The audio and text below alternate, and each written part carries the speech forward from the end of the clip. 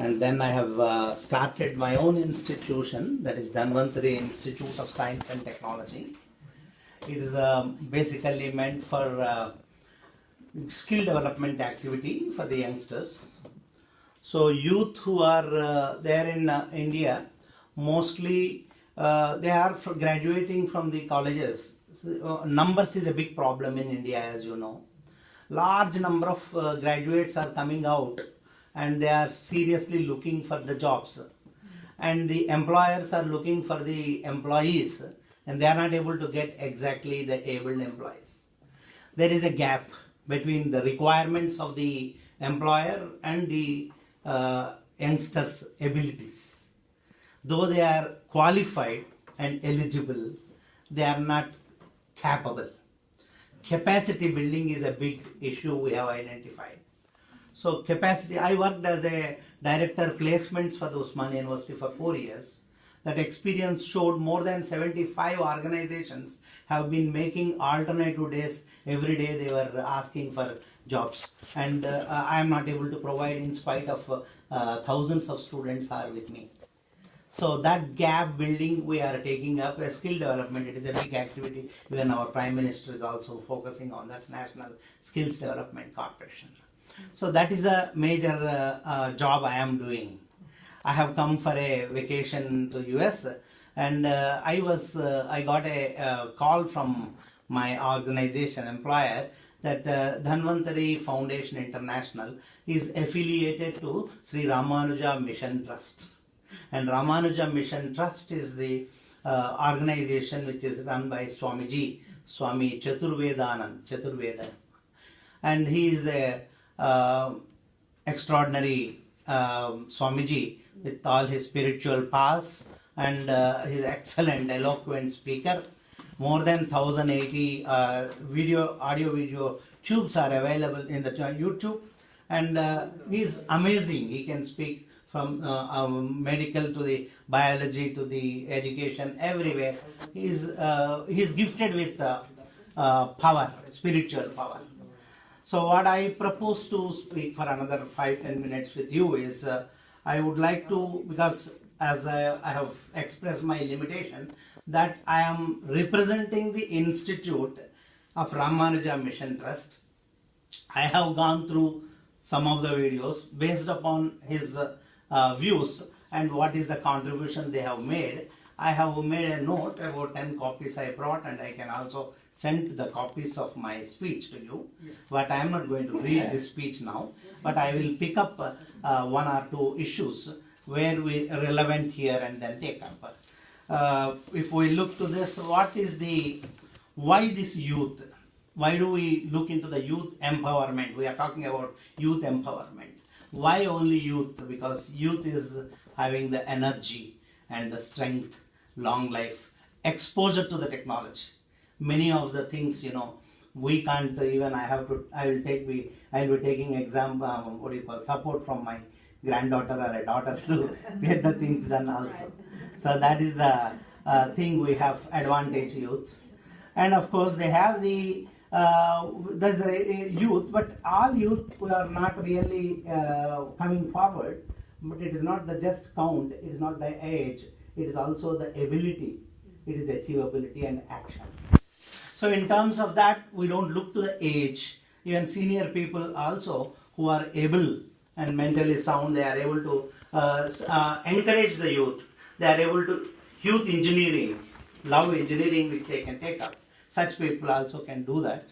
And this youth empowerment, we are focusing on, number one, youth count, youth capability. Number point of view, as you know, we are demographic,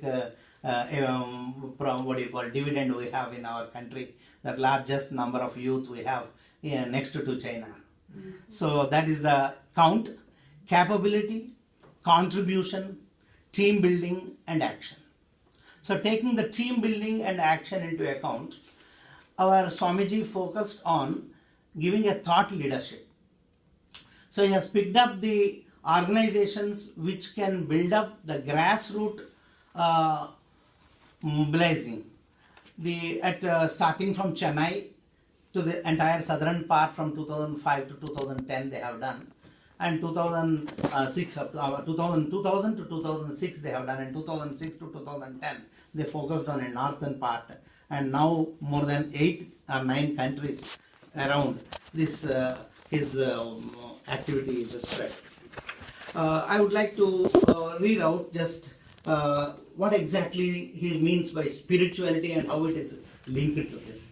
I'll just take 2 minutes here. Materialistic view, if we look into it, is a flow of energy, strength and power. It should be imbibed at the childhood level itself. One has to think and know himself through the body of others. He then feels sorrow about the other person. He will then share love and joy.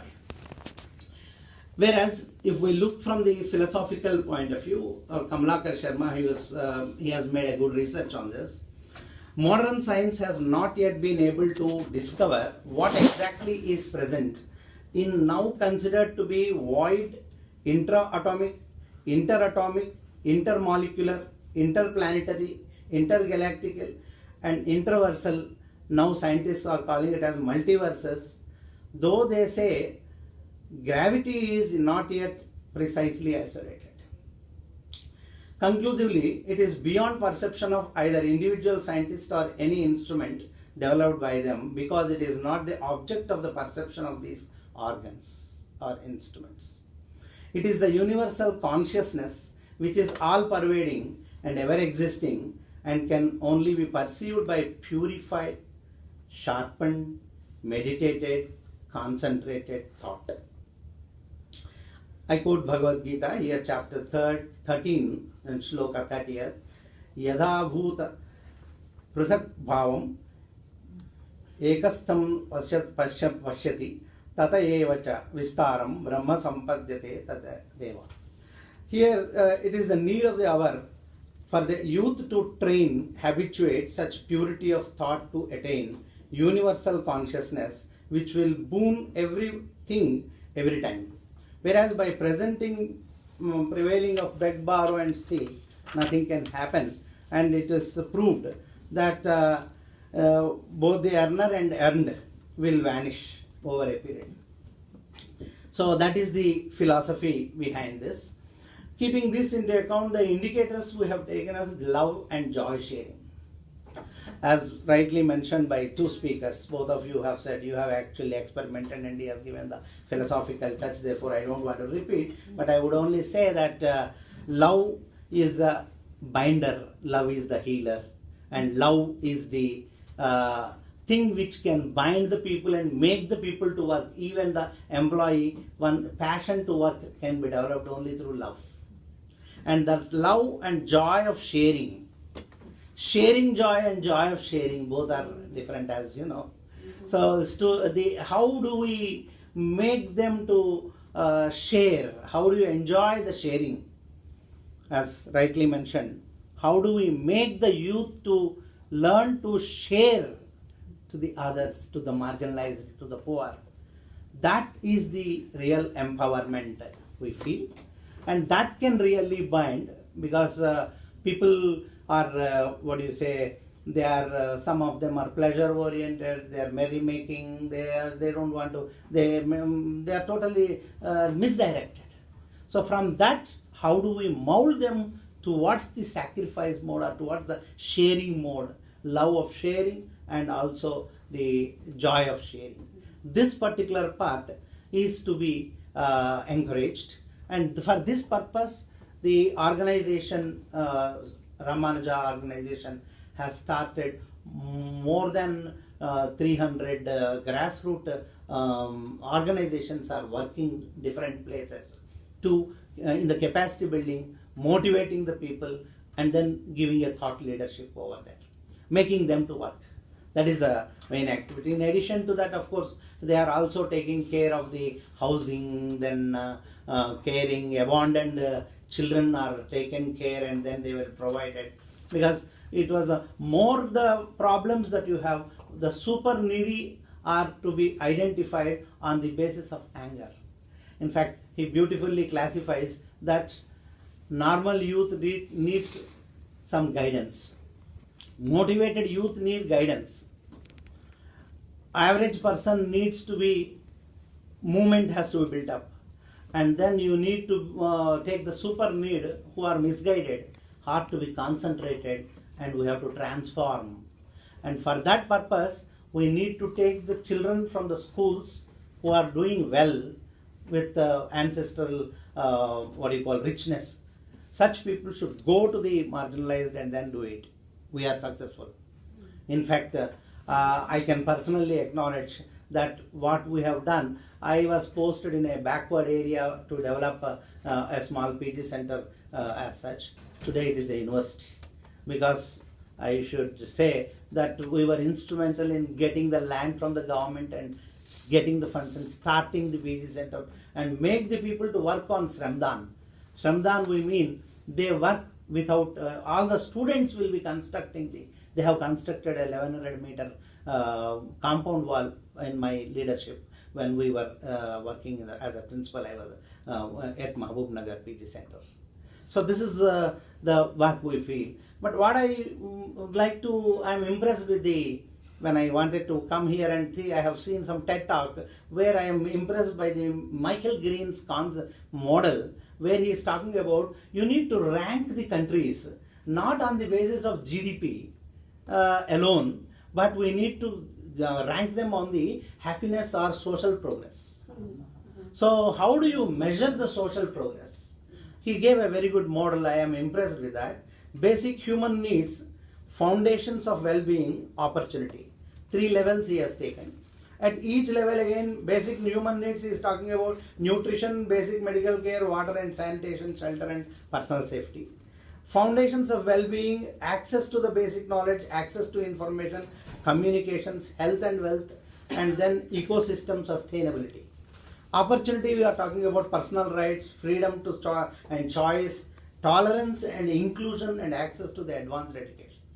Taking these parameters into account, what he has done is 180 countries, he has projected them on a graph, and then he was able to rate. Even though US is considered to be the very good in GDP, he has said that New Zealand is in a better position as far as the social progress index is concerned. Similarly, Brazil was better than other countries and other Asian countries. So like that he was able to do it. I feel that this is the right forum to think about the bringing out a team, and thereby if we have a team of people, we can think of bringing out a happiness index or a social progress index. Thereby we rate the countries, and that will encourage the laggards also to come forward and look into it. Because welfare or happiness, we need to, how do we quantify, how do you make it? That part I was impressed. With that I can say that this is the work we have been doing at the Dhanvantari Institute of Science and Technology. Is one of the organizations being supported by Ramanuja Mission Trust in terms of developing this. Our motto is to give a value-based education by linking the ancient values of India with the modern science, linking both and then bringing out the courses. In fact, we are looking forward. In fact, this forum will help me in identifying, if you can help me in identifying some institutions which can work in the US in collaboration with them. We would like to start the university with these value systems. How do we bring out value-based education? Because we believe that the spirituality should be the basis on which the value-based education has to be imparted, and that is possible only when we link both modern education and this. Otherwise, if I say I will teach you ancient values, nobody is coming forward to join in my college. So we need to work with the younger group in such a way that we link up that they should feel that that is beneficial for them. So that is what we have to look into it. Ancient values are very good, and some of them, if we do not fit into the present generation, can be molded and can be integrated, synthesized, and then can be done. That's what we felt. I hope I have made some sense because I was given the task here because I am representing the organization, and the organization, I am new to that organization as well. Let me be frank with you. Because Ramanuja Institution recently I have joined because it is linked to the Dhanvantari Institution. Dhanvantari Institution is, of course, is ours. We believe in imparting. I am in the education field from last 38 years. I am basically accounting teacher. I was in marketing. I'm a commerce teacher from marketing, accounting, and then now I am economics. I am very much interested. So if my services can be mixed with some NGOs, that I am ready to work. Because my son and daughter are here, so I will be coming frequently. That should be, that is another motivation we can say. So tell me, how can we link with the video of Swami Chaturvedi? Yeah, I have got it in the, 38 minutes video is there. It is there with me. So if anyone wants to, Yeah. to link with it. But I want to thank you and also Sri Ramanuja Mission Trust and your organization. Thank you. And if you were in finance and economics training in your life, you hit every point. Yeah. Every little point that is of meaning and value that our committee is connected to, and that's why we're working. Sure. Wonderful. That keeps us, doing this work. So thank you so much. I will only say, but if you give your mail IDs, we will collect, and I will be sending the video of the Swamiji to all of you, if you those who are interested. You can go through and then that interaction. Thank you very much. I thank the chair. So, were we able to link up